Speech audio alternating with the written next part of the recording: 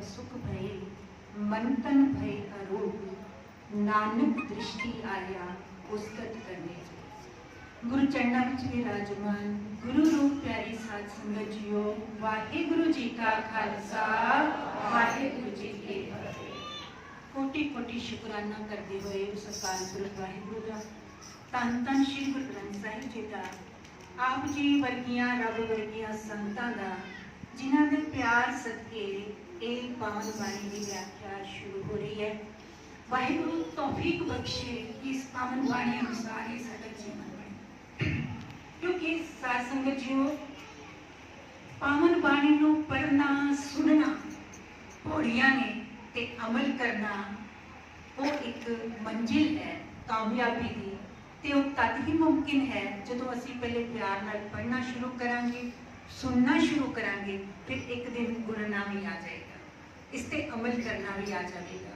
मनन वाली अवस्था वाल आपां अग्रसर होना धीरे धीरे, ते हौली हौली उस वाहिगुरु ने रहमत कर ही देनी है, कृपा कर ही देनी है।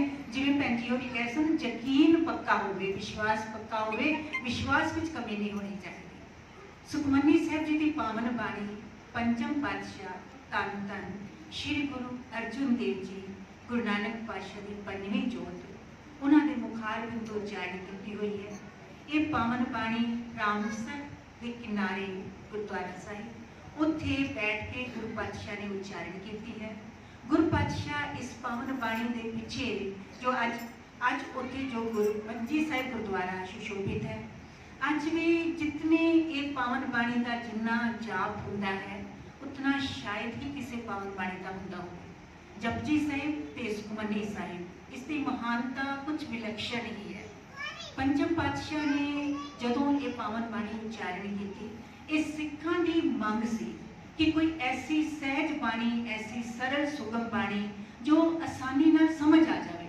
हुण साध संगत जीओ, क्योंकि गूढ़ बाणियां भी बड़ियां ने गुरु ग्रंथ साहिब के अंदर, ये पावन बाणी गुरु ग्रंथ साहिब जी की संपादना का जो महान कार्य है वही पंचम पातशाह द्वारा होया, ते इस पावन बाणी की रचना भी गुरु पातशाह ने की। ये बहुत कलयुगी ते जीवां ते बहुत बड़ा उपकार है।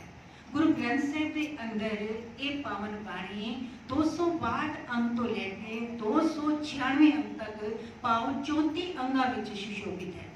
इस पावन बाणी को कौड़ी राग दे विच उच्चारण किया गुरु पातशाह ने, ते गुरु पातशाह इस पावन बाणी के अंदर सब तो जिहड़ी वड्डी महानता जिहड़ी है, जिवें जपजी साहिब जप जप जपना, इस विच सिमरना सिमरना सिमरना दोनों का भाव इको ही है। जपजी साहिब बहुत गूढ़ बाणी है, उसनूं समझना बहुत औखा है, क्योंकि उसके विच वक्री वक्रियां चीज़ां ने, ते उसके अध्यात्मिक तल ते उसके उत्ते उतनी गहराई तक पहुँचना बहुत मुश्किल है।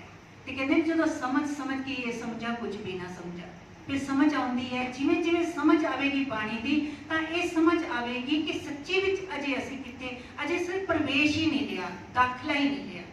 अपन को कितने साल हो गए सुखमनी साहिब जी जो पाठ करते हैं, साडे जेकर हिरदे रूपांतरित नहीं हो रहे, यकीन जानो असी अजे दिल करके हिरदे करके प्यार करके भावना करके पावन बाणी पढ़ी नहीं। जिवें साध संगत जी कहते हैं ना, एक बार बहुत बहुत समय अकाल पिया, ते किसी संगतां ने जाके बड़ी अरदास बेनतियां कीतियां, ते फिर कहते चलो एक पहाड़ी ते बैठ के ना आपां परमात्मा दी भी अरदास करते हैं। कई बार कुछ विशेष स्थान जो है वो नियुक्त कर ले जाते हैं, उत्थे शायद वाहिगुरु जल्दी सुननगे, पर उत्थे हर थां ते साडी पुकार सुनता है, सारी अरदास सुनता है, पर सानूं सुनानी आनी चाहिए। कहते उस वेले जिसले सारी संगतां उस पास पहाड़ी पर जा रही सन, उस वेले वो एक बच्चा कहता है, वो बच्चा एक छतरी लेके चलिया। हुण साध संगत कहते कि सारियां नूं पुछया भी छतरी, कहते पता नहीं मीह आवेगा कि नहीं आवेगा। हुण तुसीं मीह पवाण लई अरदास करन जा रहे हो, ते तुहाडा यकीन इत्थे पता नहीं आवेगा कि नहीं, एवें बोझ क्यों चुक के चलीए, इट मीनस नहीं आवेगा। उहिओ गल है जदों आपां भावना दे नाल, श्रद्धा दे नाल, विश्वास दे नाल पढ़दे हां, उसदे दर ते कोई कमी थोड़ी है। उस वाहिगुरू कोल ते सारियां रहमतां ने, ते उसदियां रहमतां दा मीह अठे पैर बरस भी रहा है।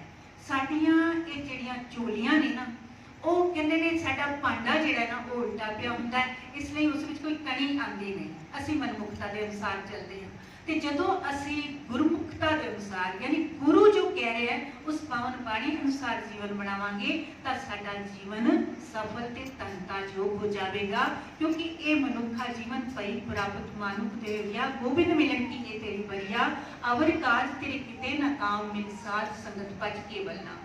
केवल ते केवल उस वाहिगुरु की बंदगी के लिए मिले हैं, बाकी सारे कार विहार करने ने, पर उस रब जी की बंदगी करनी है तो श्वास ग्रास करनी है, सास सास सिमरो गोबिंद मन अंतर की उतरे। सारी चिंतावां तो मुक्त होना है, तो ये नहीं कि तुसी बहुती दौलत कमा लोगे तो मुक्त हो जाओगे, या थोड़े को बहुत उच्चा रुतबा होगा तब मुक्त हो जाओगे। वो सुकून जो सच्चा मिलना है वो पावन बाणी तो मिलना है। ते असी बड़े भागा वाले हाँ, सानू धन धन श्री गुरु ग्रंथ साहिब की पावन बाणी दे लड़ लाया गया।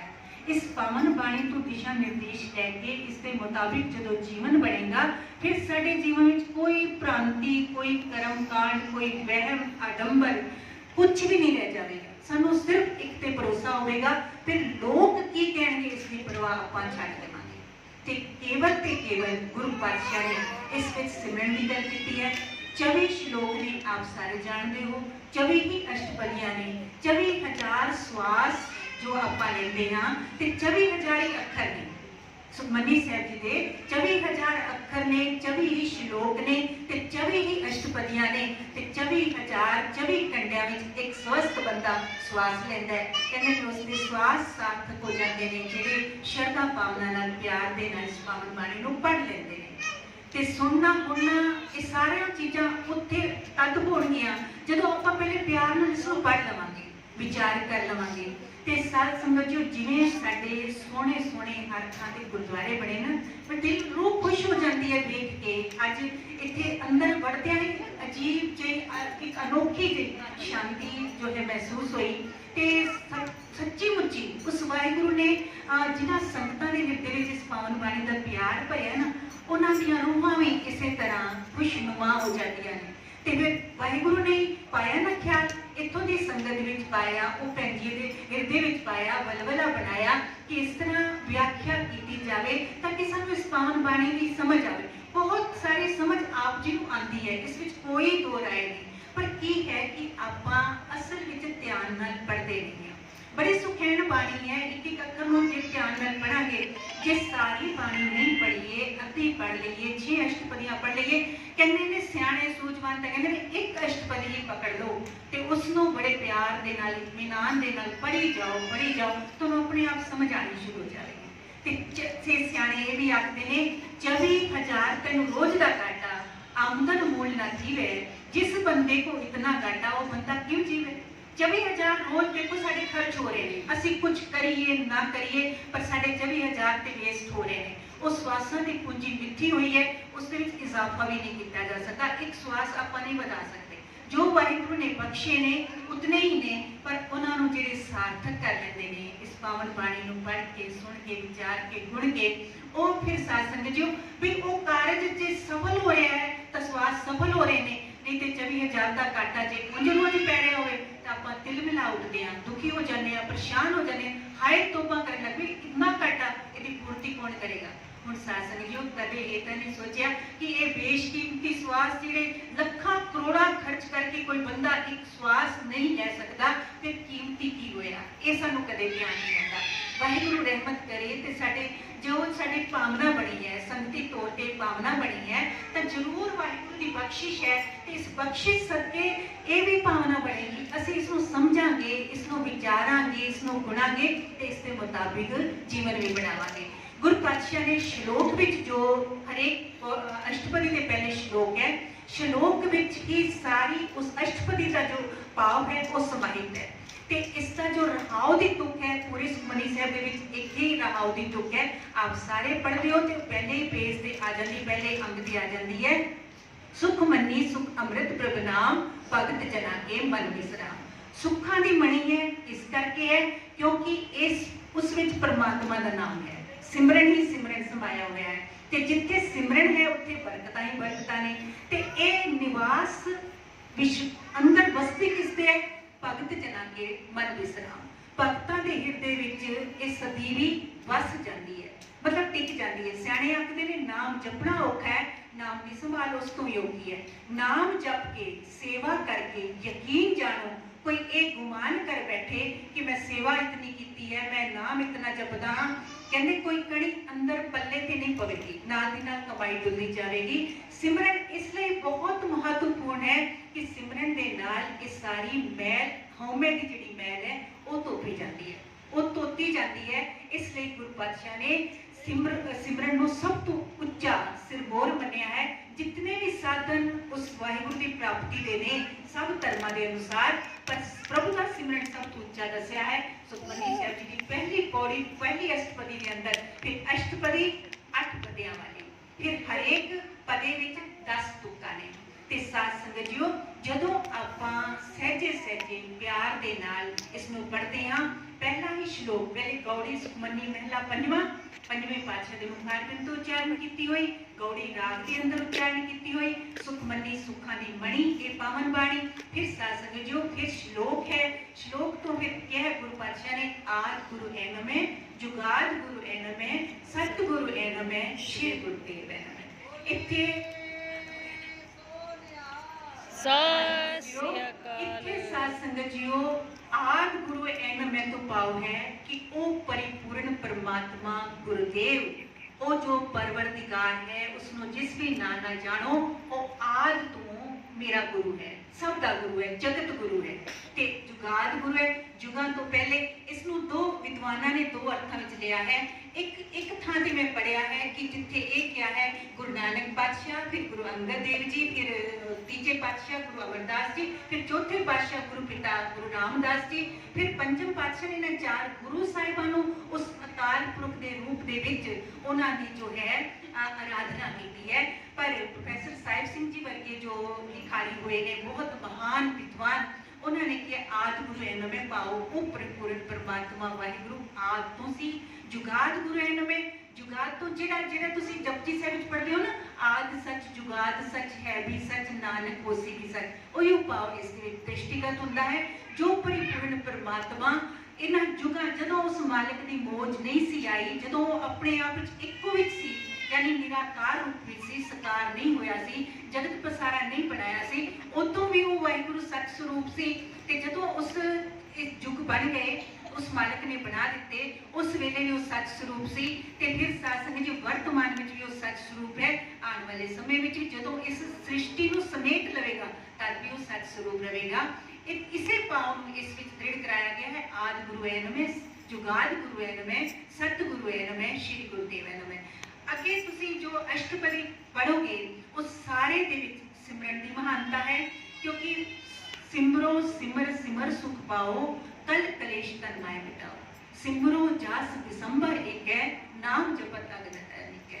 ते साथ समझ हर एक तुक नूं जदों तुसीं प्यार नाल पढ़न लगोगे ना, क्योंकि ये चीज़ां बहुत टाइम मंगदियां ने, मैं एक एक तुक दी करांगी तां फिर साथ समझ एक एक तुक दे नाल कोई ना कोई साखी आवेगी, उसनूं बहुत अच्छे तरीके नाल समझण दे लई इतना अपने कोल समा नहीं है। पर तुसीं इसनूं अपने आप एक बारी सहजता दे नाल पढ़ना शुरू करो, हौली हौली इसके अर्थ जिहड़े ने खुलते जाणगे। स्टीक ले लो, उसकी लाइनां नूं पढ़ो, उस तो बाद की होवेगा तुहाडे अंदर जो इस पावन बाणी के प्रति भावना बनेगी ना, वो कई गुणा वध जाएगी, प्यार सत्कार कई गुणा वध जाएगा। ते सिमरन विच जिहड़ी बिरती है टिकनी शुरू हो जाएगी। असीं बहुतियां गिनतियां करन लग गए हाँ, ते कहंदे ने भी ढलती हुई उम्र को देख के माला को थाम लिया, पाप अनगिनत किए नाम गिन गिन कर लिया। आपां गिनतियां विच बहुत पै गए हाँ भी असीं चलिया ये कर लिया वो कर लिया। मुबारक है गिनतियां कर करके सानूं समझ आ जाए, जिवें कहंदे ना मूर्ति पूजा आपां नहीं करनी, पर कहंदे ने जदों तक उतने तक मूर्ति पूजा कर लो जिन्ने तक सानूं वो समझ ना आ जाए भी किस रूप विच आपां करना है। उस निराकार दे रूप तक पहुंचण लई कोई आकार चाहिदा है। जिवें कोई बच्चा है ना, उसनों पहले सीधा कहो जी एप्पल या सेब, वो बच्चा किवें समझेगा, उन्होंने एप्पल दिखाना पवेगा। थोड़े समय बाद उसको एप्पल दिखाना नहीं पैंदा, एप्पल कहते उसकी तस्वीर उसके सामने आ जाती है। इसी तरह उस निराकार निर्गुण स्वरूप नूं सरगुण रूप विच गुरु रूप विच आपां वेखना है, गुरु ग्रंथ साहिब जी की पावन बाणी रूप विच वेखना है। ते जदों आपां इस पावन बाणी दे रूप विच वेखांगे तां वो अवस्था भी बन जाएगी जदों उठते बैठते सोंदे जागदे ये नाम जपना नहीं पवेगा, जपिया जा रहा होगा, अपने आप जपिया जा रहा होगा। कहते सोंदे भी ते जागदे भी फिर ना साध संगत जियो फिर कोई उचेच ही नहीं करना पवेगा। ऐसी रहमत, ऐसी बख्शिश, इतनी पावर है इस पावन बाणी के अंदर, हर अखर के अंदर वो रब रूप है, क्योंकि इलाही बाणी है, तुर्की बाणी है। तुर्की बाणी आई ते सगली चिंत मिटाई ते सारियां चिंतावां तो मुक्त करने वाली। तुसी एक बारी ये सोच के अपना कहने एक दामन अपना ओदे हथ फड़ा के ते देखो, ਜਦੋਂ ਆਪਾਂ ਫੜਾ ਦੇਾਂਗੇ ਨਾ ਫਿਰ ਸਾਧ ਸੰਗਤ ਜੋ ਕੋਈ चिंता नहीं रह जाएगी, फिक्र नहीं रह जाएगा। फिर तुसी उस वाहिगुरु का बस शुक्र करोगे। वाहिगुरु सब ते रहमत करे, बख्शिश करे। कोई कणी प्यार दी हली मीत इस पावन बाणी दी साडे हिरदे घरां दे अंदर इस कदर रस बस जावे, जिस सदके ये लोग सुखिए पर लोग सुहेले नानक हर प्रभु आपे मिले की व्यवस्था बन सके। भुल्लां चुक्कां दी खिमा बख्शियो जी। वाहिगुरु जी का खालसा, वाहिगुरु जी की फतेह। बोले सोनिहाल। विशेष तौर पे इत्थों दे भैन जी मैनूं तां अज तक